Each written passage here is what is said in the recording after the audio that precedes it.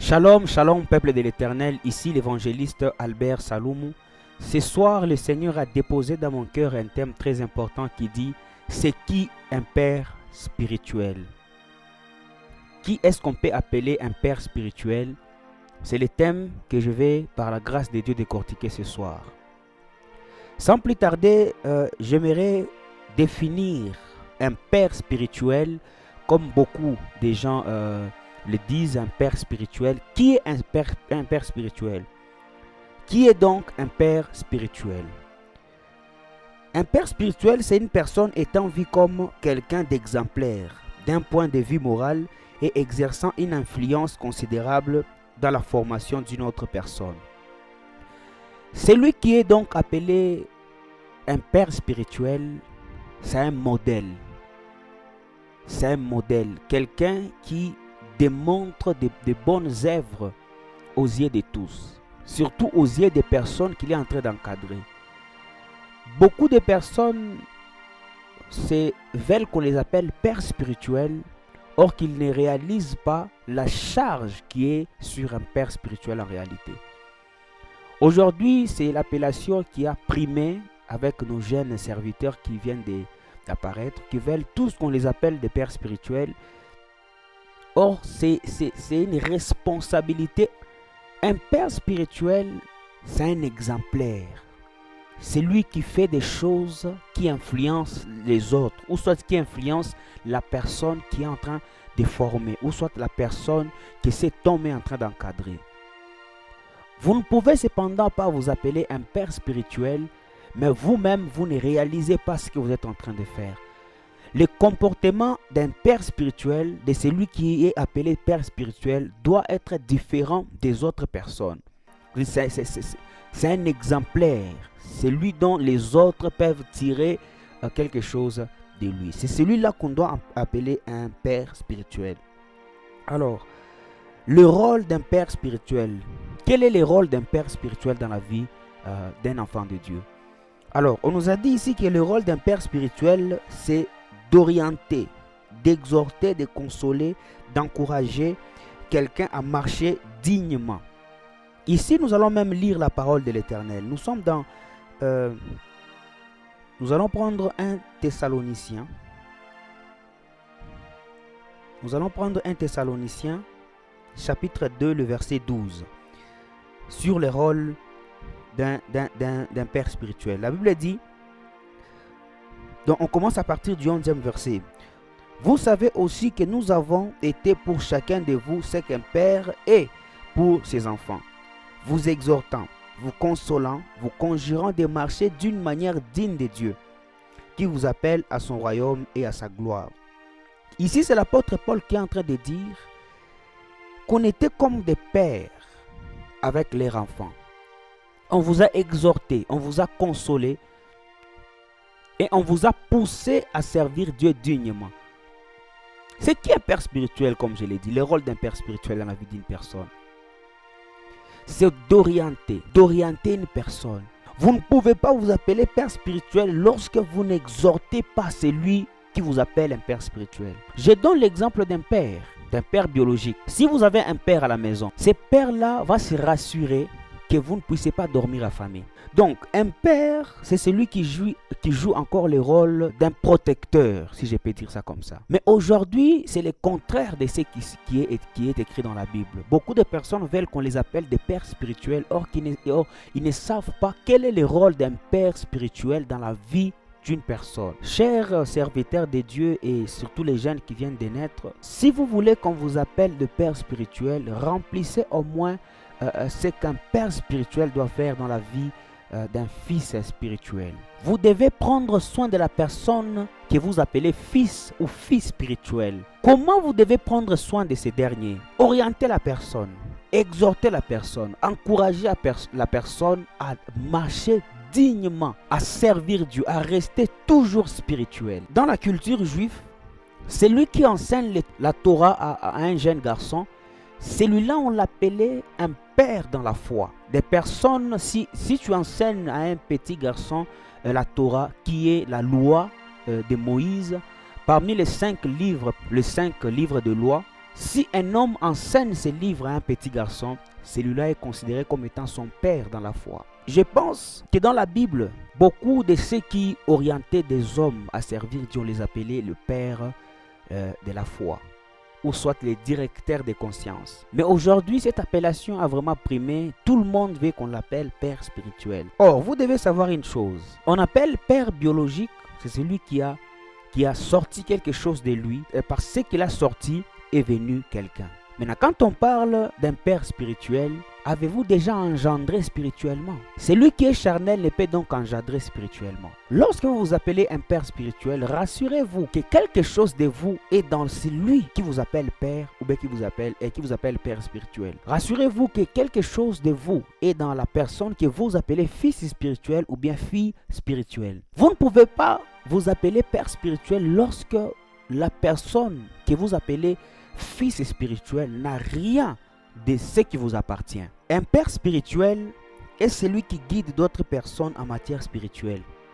C'est-à-dire, un père spirituel est celui qui encadre, celui qui oriente en matière spirituelle. Donc, un père spirituel est celui qui encadre des personnes en matière spirituelle. Donc, celui qui oriente, celui qui console, celui qui exhorte des personnes à pouvoir servir Dieu et à pouvoir marcher dans le chemin de Dieu. C'est celui-là qu'on peut appeler un père spirituel. Autrement, on peut les appeler aussi le père de la foi ou soit les directeurs de conscience. C'est des personnes qui peuvent vous aider à évoluer dans votre spiritualité. Alors, ici, même l'apôtre Paul était en train d'appeler Timothée et Tite comme étant ses enfants dans la foi. Je lis 1 Timothée chapitre 1, le verset 2 plutôt, il me dit « À Timothée, mon enfant légitime en la foi ». Ici, Paul est en train d'appeler Timothée comme étant son fils légitime dans la foi. Et il appelle aussi, il dit, à Timothée, mon enfant légitime en la foi, que la grâce, la miséricorde et la paix te soient données de la part de Dieu, le Père. Voilà. Il est en train d'appeler aussi Tite. Il est en train d'appeler aussi Tite comme étant son enfant aussi légitime dans la foi. Voilà. Tite chapitre 1, le verset 4, la Bible dit, à Tite, mon enfant légitime en notre commune foi. Donc, même Paul lui-même était en train d'appeler ses enfants, ou soit des personnes qu'il était en train d'apprendre. C'était ses enfants dans la foi. Mais il va dire quelque part, la Bible dit, car vous auriez 10 000 maîtres en Christ, mais vous n'avez cependant pas plusieurs pères, puisque c'est moi qui vous ai engendré en Jésus-Christ par l'évangile. Le père spirituel, on ne refuse pas, ils existent. Ce sont des personnes qui vous conduisent à marcher. C'est lui qui vous a appris à servir Dieu. Mais aujourd'hui, tout le monde cherche à être un père spirituel. Tout le monde cherche à être appelé père spirituel. Tout le monde cherche à appeler des gens fils ou filles spirituels. Mais ils ignorent le rôle que peut avoir un père spirituel dans la vie d'un fils spirituel ou soit d'une fille spirituelle. Si vous ignorez cela, et qu'on vous appelle père spirituel, vous ne prenez pas soin de ce que vous appelez fils ou vos enfants spirituels, vous n'êtes pas un père responsable. Vous avez failli à votre devoir. Prenez l'exemple de votre père à la maison. Votre père se rassure que vous puissiez bien manger, et lorsque vous êtes malade, votre père se rassure que vous soyez soigné. Et maintenant, dans le monde spirituel, c'est aussi le cas. Un père spirituel, c'est celui qui se rassure si ses enfants ont bien mangé. Et vous savez, bien aimé, la nourriture d'un chrétien, c'est la parole de Dieu. Est-ce que vous donnez de la bonne nourriture à vos enfants, qui est la parole de Dieu? Est-ce que vous enseignez vos enfants à abandonner les péchés? Est-ce que vous enseignez vos enfants à faire cela? Si un père spirituel commence à avaler certaines prédications par crainte d'offenser ses fils spirituels, il est en train de faillir à son devoir. Un père spirituel est celui qui prêche la vérité à ses enfants. Des pères, que l'héritage que ces enfants vont avoir de leur père ne puisse pas par la suite les perdre, ou soit parce que l'héritage qu'ils vont avoir de vous qui êtes le père, ils vont aussi le transmettre par la suite. Mais imaginez que ce que vous donnez n'est pas pour construire son âme. Il va encore retransmettre cela qui va détruire le peuple de Dieu. Alors, comme je le disais, un être humain ne peut donc engendrer un être spirituel. Celui qui peut donc engendrer spirituellement, c'est celui qui est spirituel. C'est-à-dire un être spirituel peut engendrer un autre être spirituel. Celui qui est charnel engendre charnellement. Voilà. Alors, un homme, un être humain a un esprit, mais n'est pas le même esprit. C'est Dieu qui est esprit. Nous allons lire 1 Corinthiens chapitre 4, le verset 16. La Bible dit, car quand vous auriez 10 000 maîtres en Christ, vous n'avez cependant pas plusieurs pères, puisque c'est moi qui vous ai engendré en Jésus-Christ par l'évangile. Je vous en conjure donc, soyez mes imitateurs. En d'autres termes, un père spirituel, c'est un modèle. Un père spirituel, c'est un modèle. Lorsque vous n'êtes pas un modèle pour ceux qui vous suivent, vous n'êtes pas un père. Vous ne pouvez pas pouvez pas prétendre être un père pour d'autres personnes. C'est que vous devez être un modèle. Comme Jésus-Christ sur la terre, Paul a dit, soyez mes imitateurs comme moi je les suis en Christ. C'est-à-dire, un père spirituel, c'est un modèle. C'est lui que d'autres personnes peuvent tirer de l'inspiration. Oh, j'apprécie la manière dont cet homme de Dieu est en train de marcher. Il y a certaines personnes qui peuvent même se convertir en voyant la manière dont vous êtes en train de servir Dieu, l'énergie que vous donnez, et cependant que vous pouvez être un père spirituel pour d'autres personnes. Mais vous ne pouvez pas vous appeler père spirituel comme ça. Non, non. Lorsque vous voulez être un père, rassurez-vous que vous avez déjà engendré spirituellement. Et rassurez-vous que vous avez de quoi laisser comme héritage à vos filles et à vos fils spirituels. Parce qu'on a dit ici qu'un fils spirituel est celui qui a reçu l'héritage spirituel. Donc un père spirituel est celui qui travaille afin que ses fils ou ses fils spirituels puissent hériter de ce que lui a fait. Mais si vous ne faites pas tout cela, pourquoi vous pouvez vous appeler père spirituel? On a dit ici le rôle d'un père spirituel est d'orienter, d'exhorter, d'encourager des personnes à marcher dignement, à marcher dans la crainte de Dieu. Mais si vous ne faites pas tout ça dans la vie d'un enfant de Dieu, vous ne pouvez pas vous appeler père spirituel, ou bien ce dernier ne peut pas vous appeler père spirituel. Et vous-même, vous ne pouvez pas appeler fils spirituel lorsque vous n'accomplissez pas le rôle d'un père spirituel. Aujourd'hui, c'est le cas. Plusieurs jeunes veulent qu'on appelle père, fils, non, non, non. Avant de faire quelque chose, ayez quand même de la connaissance. Parce que la Bible dit, mon peuple périt par manque de connaissance. On ne peut pas vous appeler père comme ça, non, non. Un père, c'est celui qui prend soin de ses enfants d'une manière spirituelle. Lorsque vous êtes un père spirituel, rassurez-vous que vos enfants mangent bien de la parole. Rassurez-vous que vos enfants sont en bonne santé. Lorsqu'un père biologique constate que son enfant est malade, il va l'amener à l'hôpital, il va dépenser. Mais est-ce que vous faites tout ça dans la vie de ce que vous appelez fils ou bien fils spirituel? Lorsque vous ne faites pas tout cela, mes bien-aimés, rassurez-vous que vous avez failli juste à votre devoir et n'essayez pas de vous appeler père spirituel parce que vous n'accomplissez pas, vous ne remplissez pas le rôle d'un père spirituel dans la vie de vos filles ou de vos fils spirituels.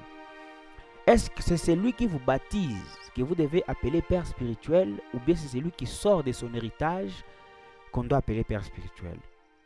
Celui qui vous baptise, il vous oriente à marcher dans la voie de Dieu. C'est lui qui sort ce qui est en lui. Ce qui est en lui, l'héritage qui est en lui, c'est celui-là qu'on doit appeler père spirituel. Parce qu'il vient de sortir la partie de son ministère. Il vient de sortir la partie de lui. Une partie de lui. Celui-là, on peut l'appeler père spirituel. Parce qu'il a engendré spirituellement. Mais aujourd'hui, beaucoup de personnes veulent qu'on les appelle de pères spirituels. Ils ignorent le rôle d'un père spirituel dans la vie des enfants de Dieu.